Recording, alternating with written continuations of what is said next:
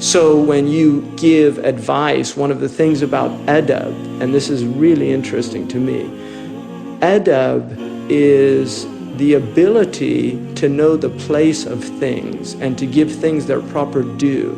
So it's really translated as comportment or a type of discipline in which you recognize where things belong. And part of recognizing where things belong is to recognize where you belong in relation to social hierarchies. I mean, one of the things that this culture almost never talks about, it talks about civil rights a lot, or human rights, but it rarely, in fact, I don't think it's ever mentioned the idea of social rights. Is your right to have equality in society, you see, because that's a quote-unquote ideal of democracy. People are equal, but in fact, they're not.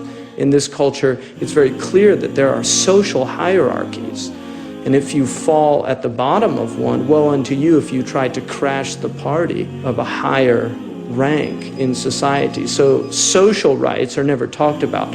In the Islamic tradition, one of the really interesting things about Islam is it teaches us that there is an internal hierarchy that is known only to God. And therefore, it challenges you to recognize that everyone outside yourself may be better than you in the eyes of God. And so you have to have comportment with everybody, even a person that you might think is lower in social standing, they could be higher in spiritual standing. And this is why you had kings at the doors of beggars in the history of Islam. There's no other religion that I know of that has that quality, where you had literally kings at the doors of beggars asking for their prayers. The other thing that is really interesting is in this culture, you won't get people from Black Hawk or from Los Gatos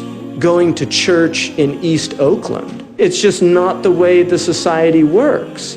And yet in the Muslim world, the richest man could pray next to the most impoverished man in the same prayer line. And it's always been like that. And that is something really unusual about Islam, is it creates a true brotherhood. There's a recognition that people have things in the world that Allah has given them and other people lack. But that does not prevent you from seeing this person as essentially equal before God, and possibly, and in fact probably, according to most of the hadiths about rich people and poor people, the poor person is probably closer to God than you are. And that instills in you a desire to actually be kind to them, because you're actually worried that you might upset your Lord by having any contempt or even just simply treating them less than they deserve.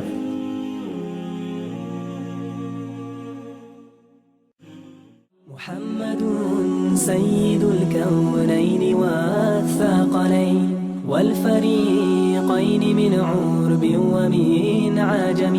محمد سيد الكونين والثقلين والفريقين من عرب ومن